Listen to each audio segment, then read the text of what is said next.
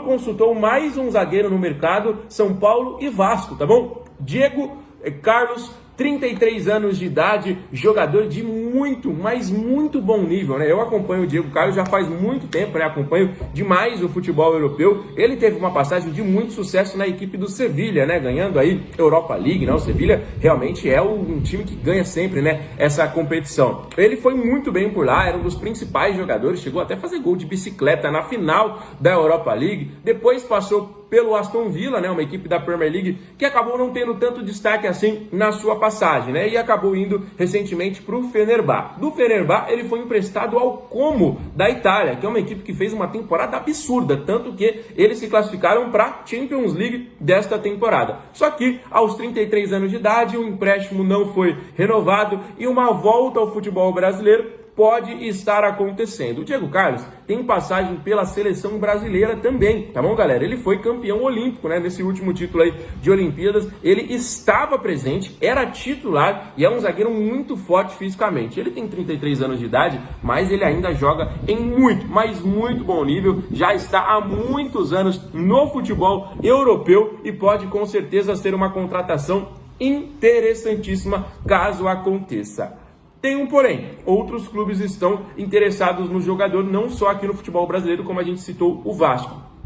E o próprio Vasco já deu um passo a mais que o São Paulo. O Vasco já iniciou aí alguns contatos. Sinceramente falando para vocês, se o São Paulo chega num ponto de contratar o Diego Carlos, eu ouso dizer aqui que viria para ser um dos melhores zagueiros do futebol brasileiro e uma das melhores contratações do São Paulo nos últimos 10 anos. Quem já viu o Diego Carlos jogar sabe do que eu tô falando e não vai me chamar de maluco. Esse cara tem um nível completamente absurdo. Para o cara chegar e ser campeão olímpico, ele não é qualquer um. O cara ter os títulos que ele tem não é para qualquer um. Para ter jogado na Premier League, jogado muito bem na Itália, jogado muito bem na Turquia, na Espanha, é um cara de muito, mas muito, muito, muito alto nível. Joga demais o Diego Carlos. Nas últimas temporadas, eu acho que ele ainda não conseguiu atingir o seu ápice, né? Ele não foi aquele mesmo Diego Carlos, por exemplo, que para mim, né, o seu auge foi vivido no Sevilha. É um jogador de altíssima qualidade.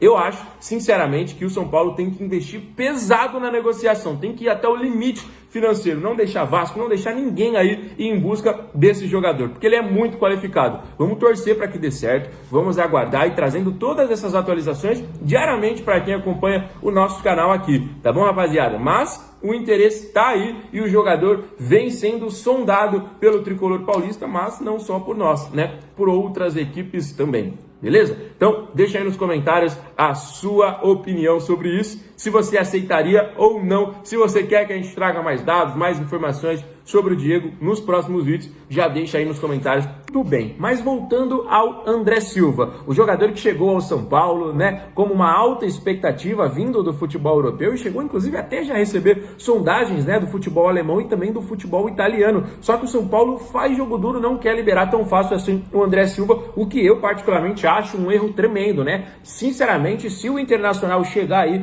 com qualquer uma proposta, eu acho que o São Paulo tem que liberar, dar uma aliviada na folha salarial, dar oportunidade para a molecada, para o Rian, para o Gustavo.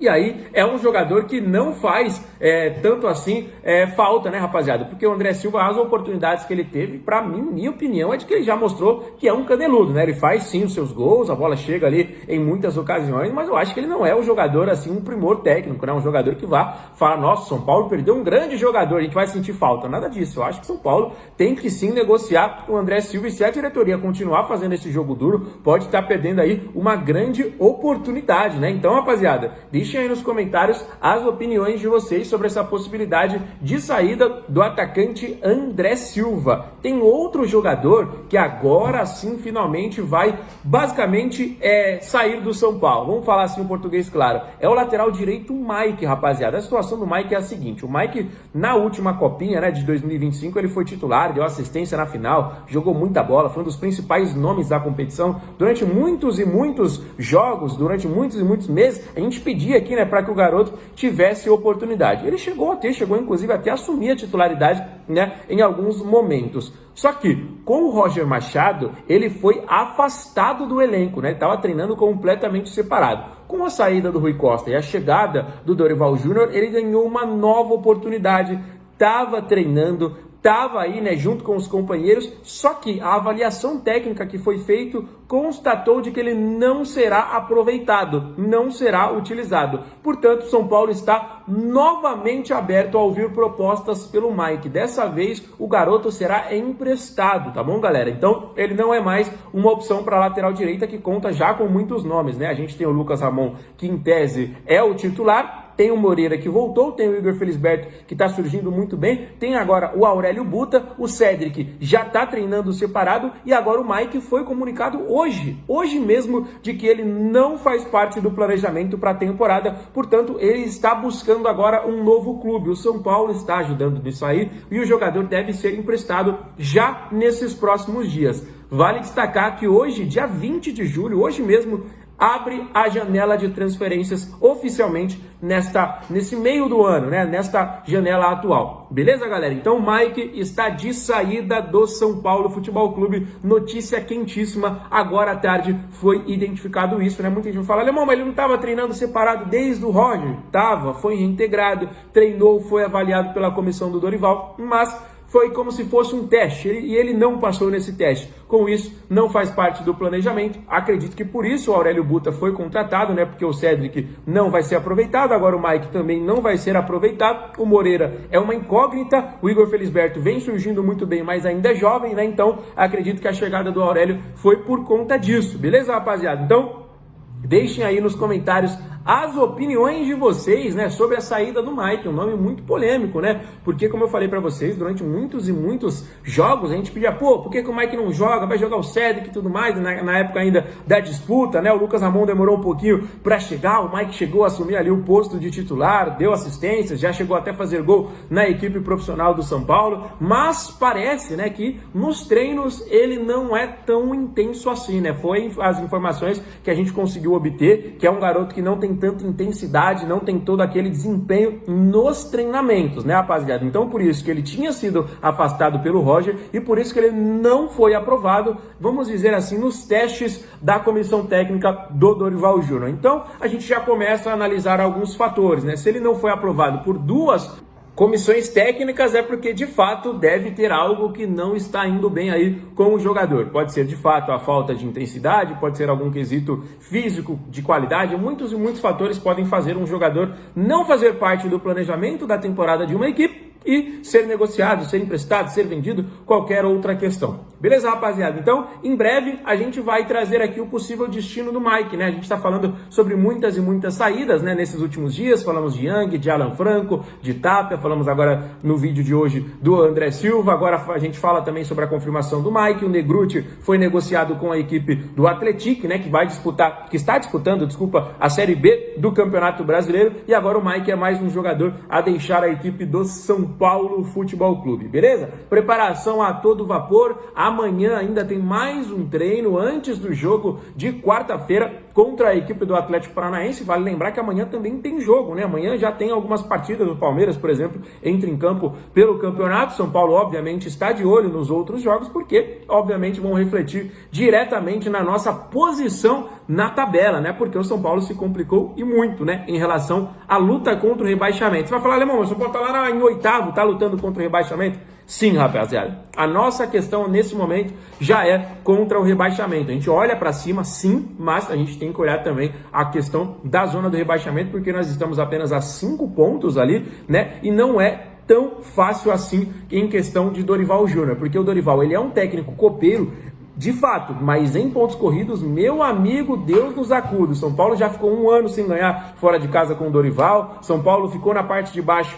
com o Dorival. O Corinthians, ano passado, treinado pelo próprio Dorival, foi campeão da Copa do Brasil, mas quase rebaixado. Então, a gente tem que olhar com muito cuidado e muito carinho, sim, para o Campeonato Brasileiro. E esse jogo contra o Atlético Paranaense pode ser ou um grande retorno ou uma péssima notícia ao torcedor são paulino, que esperou aí quase 2 meses para ver o seu time novamente entrar em campo e aí a gente vai estrear com resultado negativo nessa segunda parte da temporada? Jamais, né, rapaziada? Então, vamos com tudo aí para esse jogo, que com certeza será muito difícil. O Atlético Paranaense é sempre uma pedra no sapato de qualquer equipe, principalmente do São Paulo, né? Seja aqui no nosso estado, seja lá no campo deles, é uma dificuldade tremenda de encarar esse time.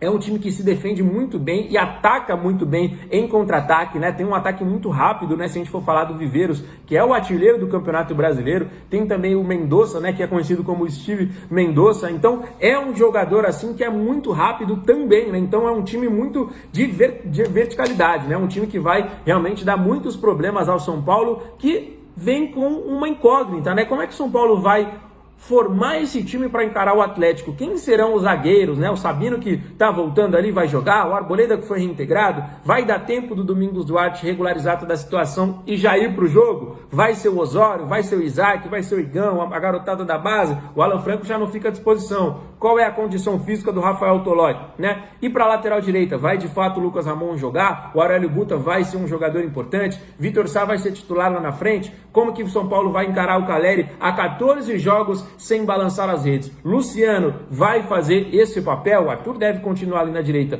Marcos Antônio tem condição novamente de ser titular? Danielzinho, como é que vai ser agora com o Dorival Júnior? Bobadilha depois da Copa do Mundo? Pablo Maia vai ser titular? O Newton vai brigar pelo seu espaço? Na esquerda, Enzo ou Wendel? Então a gente tem muitas dúvidas sobre praticamente todas as posições para esse jogo contra o Atlético Paranaense. Pausa de 5 segundos para pedir a sua ajuda ao nosso canal com o seu like e se inscrever se ainda não for um inscrito. Só que assim, se o Scout garimpar o nome, igual foi com o Aurélio Buta, a gente não estava buscando. Só que aí o Scout chegou pra gente, falou que tem esse jogador XXX aqui que pode ser uma boa oportunidade. A gente olhou, avalizou e falou, pô, acho que pode ser legal. Se vier por Scout, por empresários ou por clubes, alguma sugestão que o São Paulo entenda que pode ser positivo, o São Paulo vai abrir as portas e vai querer fechar esse reforço. Como eu expliquei no caso do Mikael. Imaginem comigo, pô, oi Rafinha, tudo bem? Estou aqui com um artilheiro da Série B, tem 27 anos, está voando, é um dos artilheiros do futebol brasileiro em 2027, em 2026, empréstimo de 6 meses, com opção de compra, e você só paga o salário. Vamos fechar? Aí o Rafinha olhou e falou, pô, acho que vale, né? Só 6 meses, vamos tentar. O problema é que o São Paulo foi usado pelos agentes que queriam só valorizar o Mikael e ofereceu o Mikael para todo mundo praticamente. Ofereceu para Corinthians, para Inter, para Santos, para Vasco, ofereceu para um monte de gente. E foi usado somente para valorizar o atleta. Então, São Paulo vai olhar para o mercado com essas oportunidades.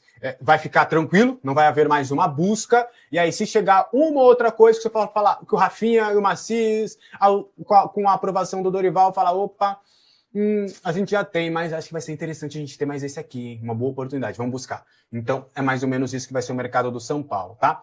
Para falar do mercado do São Paulo, só que agora é de saídas, o São Paulo acredita que não vai bater os 180 milhões de vendas na meta de vendas, tá? Isso praticamente já está cravado por eles, até o próprio Macis falou na sexta-feira no encontro com a mídia segmentada, que eles acreditam que não vão bater essa meta, e o que vai causar um furdúncio grande no São Paulo. Só que aí, quais são as possibilidades do São Paulo bater essa meta? Mesmo não acontecendo, hoje o São Paulo não tem proposta por ninguém, tá? É importante trazer. O São Paulo, não, tirando o Tapia, não tem proposta, assim, que eu digo, para vender mesmo, para fazer uma venda grande, não tem proposta para ninguém. Então, né? O jovem de 20 anos terminou ali a intertemporada como artilheiro do time. O atacante está em alta, tem agradado ao técnico Dorival Júnior. Gustavo Santana marcou 3 gols, 2 em uma partida só. André Silva marcou 2 gols e foi o vice-artilheiro da intertemporada, enquanto Tapia, Arthur, Rian Francisco, Luciano e Nicolas marcaram 1 gol cada. Gustavo Santana ganha força ali como opção para o setor ofensivo. Ele é considerado uma das principais promessas da base do tricolor, né? Inclusive, sua primeira vez relacionado para um jogo no time profissional foi no empate contra o Botafogo em 2-2 em maio, pouco antes da pausa para a Copa do Mundo. O jovem chama a atenção também por sua versatilidade, né? Ele que é atacante, mas pode jogar também pelos lados do campo e também como um segundo atacante, né? O desempenho da intertemporada aumentou e vem aumentando as suas chances de ter oportunidades com o técnico Dorival Júnior. Gustavo Santana chegou ao São Paulo no ano passado, né, por empréstimo junto ao Cuiabá. Aí depois o São Paulo comprou o atacante em definitivo por pouco mais de R$1 milhão. Ele que assinou contrato com o São Paulo até outubro de 2028. A saída de Gonçalo Tapia abre espaço justamente para o Gustavo Santana. Me arrisco a dizer que o Gustavo Santana está à frente do Rian Francisco, que é tido por muitos a principal joia da base de Cotia, né? Vamos aguardar para ver se de fato isso vai acontecer. Bom, São Paulo precisa fazer muita grana até o final deste ano, né? A meta estipulada é de R$180 milhões em vendas de jogadores nesse ano. E neste momento, nos bastidores, há muito pessimismo. Até o momento, o clube não fez nenhuma grande venda, nada que gerasse um impacto financeiro significante, né? São Paulo só emprestou jogadores, a venda que fez, que foi a do Rodriguinho, pô, R$16 milhões só, um valor assim inexpressivo para a meta que o São Paulo tem de 180 milhões, né? O São Paulo não conseguiu nem metade do valor ainda. Até mesmo os empréstimos que são com opção de compra, os valores das opções de compra são muito baixos, né? A RIMACIS reconhece que o momento financeiro exige muita atenção. Como já sabido, Bobadilla é a grande esperança do São Paulo como uma grande venda para a temporada. O clube estipulou ali, de acordo com o portal, se não me engano foi o Radar da Bola, o São Paulo quer pelo menos 20 milhões de euros, 117 milhões de reais, para negociar o Bobadilla no mercado. Luca, Rian Francisco também surgem como possibilidades, além do Marcos Antônio também, que vinha recebendo sondagens do Flamengo, mas o Flamengo parece que desistiu e quer agora o Thiago Almada, né? E tá oferecendo 20 milhões de euros pelo Thiago Almada. Outra esperança do São Paulo também nem está mais aqui. O William Gomes é um que pode salvar o ano do São Paulo, né? Porque o São Paulo hoje detém 20% dos direitos econômicos do atleta, mais 3% pelo mecanismo solidário da FIFA. E fala-se numa venda do William Gomes aí por milhares e milhares de milhões de reais, né? De euros, na verdade, que se transformado em reais, pode dar aos cofres do tricolor quase 100 milhões de reais aí pela porcentagem, né? Em relação ao atual elenco, a situação é muito preocupante. A janela de transferências está oficialmente aberta, mas o RIMACIS afirmou naquela reunião que teve com os youtubers lá, os influenciadores, que ainda não apareceram interessados em comprar jogadores do São Paulo. Isso é muito preocupante. O presidente confirma que o clube precisa de 180 milhões de reais em vendas. Dificilmente isso acontecerá, né? Só com jogadores do atual elenco. A sorte do clube será se jogadores que estão fora, né, forem bem negociados, como é o caso, como eu citei para vocês agora, o William Gomes, que está muito valorizado no mercado. Tem outros jogadores também que despertam interesse no mercado, como, sei lá, o Beraldo, né, tava sendo especulado, mas parece que ele vai ficar no Paris Saint-Germain. O Morato, né, que também foi revelado aqui em Cotia, nem jogou no profissional, é uma esperança de venda, entre outros jogadores ali que podem eventualmente se transferir. Vamos aguardar para ver, mas se isso não acontecer, dificilmente São Paulo vai atingir a meta orçamentária. Isso é muito preocupante para os cofres do tricolor, né? Bom, semana passada teve aquela tal reunião com os influenciadores, como eu citei para vocês. Muitos dos que estavam lá acreditaram em tudo que o Macis falou, né? Disseram que foi uma conversa franca, uma conversa honesta, que o Macis elogiaram ali a iniciativa do clube, não sei o quê. Dito isso, o RIMACIS mentiu na cara de todo mundo. Foram algumas das mentiras, tá? Mas uma delas eu vou apresentar aqui pra vocês hoje. A gente vai falando ao longo da semana, né? O Macis havia dito que a XP Investimentos não teria apresentado uma proposta oficial ao São Paulo naquela reunião que ele teve com os representantes da empresa.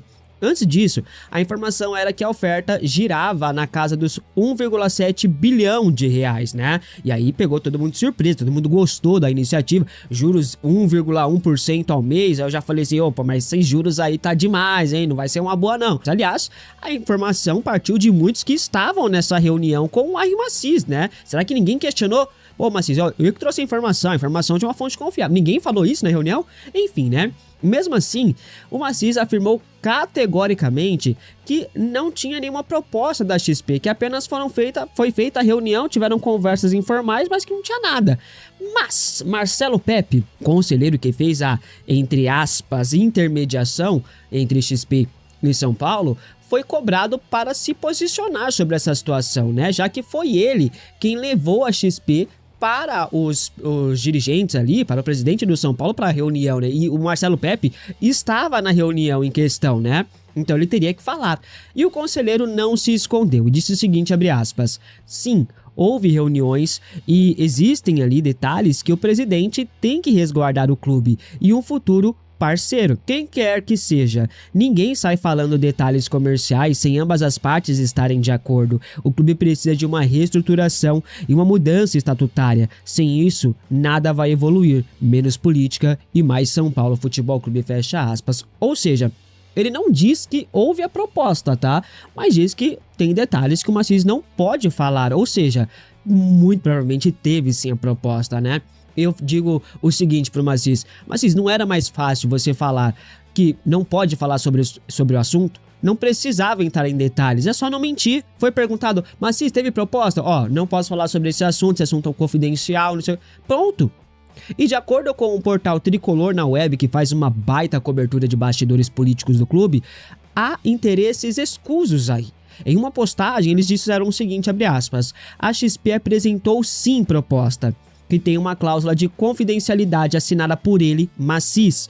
O problema é que há interesses da dupla dinâmica que orienta a administração, Pupo e Serafim, num possível, mais distante, acordo com Diego Fernandes. Quando eu digo interesses, acho que vocês entendem o que quero dizer, fecha aspas, e quando ele escreve interesse, eles colocam até cifrão, ou seja, eu prefiro não comentar, né? Mas pela postagem, houve sim a proposta e o Pupo e o Serafim querem um acordo com o Diego Fernandes, estão de olho na proposta que o Diego Fernandes deve trazer em breve, né? Pra quem não sabe, o Pupo e o Serafim, eles são quem mandam no São Paulo de fato, né? O Macís é um mero fantoche dessa dupla. O Macís não manda em nada, quem manda no São Paulo é Pupo e Serafim, né? Enfim, a XP Investimentos fez sim proposta de acordo com o portal Tricolor na Web e pelo que disse o Marcelo Pepe, teve mesmo a oferta, né? E o Macís mentiu na cara de todos os influenciadores na maior cara lavada, né? Alguém aí acredita no que o Macís disse sobre a XP? Você acha que não houve a proposta mesmo como o Macís disse? Comente aqui abaixo que eu quero saber a sua opinião. E o São Paulo vai anunciar mais 2 reforços ao longo dessa semana. Domingos Duarte terminou ontem os exames médicos e o zagueiro foi aprovado nesses exames e assina contrato de 2 anos com o Tricolor com salário fixo de R$160 mil por mês. Aurélio Buta já havia sido aprovado nos exames na sexta-feira. E o São Paulo vai anunciar a dupla nos próximos dias, né? O Buta assinará um contrato de 1 ano com possibilidade de renovação automática por mais uma temporada condicionada a metas. Buta e Duarte se juntam aí a Vitor Sá e Newton, já anunciados. O São Paulo seguirá ativo no mercado, tá atento ao mercado, mas não fará grandes investimentos nessa janela. Nem tem dinheiro para isso, né? A avaliação é que as chegadas atendem aos pedidos do técnico Dorival Júnior. Com a saída de Alan Franco, São Paulo ainda não definiu se buscará um novo zagueiro no mercado, mas a diretoria está atenta, se surgir uma oportunidade, quem sabe, né? Um dos nomes oferecidos ao São Paulo foi o de Bastos, né? O angolano que pertence ao Botafogo está sumido há 1 mês, né? Baixou o Arboleda nele, o espírito de Arboleda tá no angolano aí, né? Por conta desse sumiço, o clube carioca avalia a rescisão de contrato. O zagueiro não participou da intertemporada por lá. O Botafogo já discute a rescisão de contrato com o Bastos. O vínculo atual do zagueiro é válido até o final deste ano, ele já pode assinar um pré-contrato de graça com qualquer clube. O Bastos já queria a rescisão de contrato com o Botafogo há semanas, tanto que seus empresários o ofereceram ao São Paulo já. O Botafogo ainda não definiu o prazo para resolver essa situação, mas eles entendem que estão resguardados com as penalidades, né, previstas no contrato de Bastos. Dizem que Bastos nem voltará para o Rio de Janeiro, tá, rapaziada? O Botafogo tem ali salários atrasados com o Bastos, isso tem incomodado o staff e o atleta também. O São Paulo, quando recebeu o nome, disse que só iria, talvez, avançar uma negociação se houvesse a rescisão de contrato entre Bastos e Botafogo. Isso foi antes do São Paulo contratar o Domingos Duarte, tá? Se isso acontecer, se a rescisão de contrato acontecer, será que as negociações vão avançar, vão ser retomadas? A ver, fiquemos de olho aí, porque é um jogador que interessa ao São Paulo, foi oferecido e se ficar livre, pode ser uma oportunidade de mercado. Aceitaria Bastos no São Paulo? Comente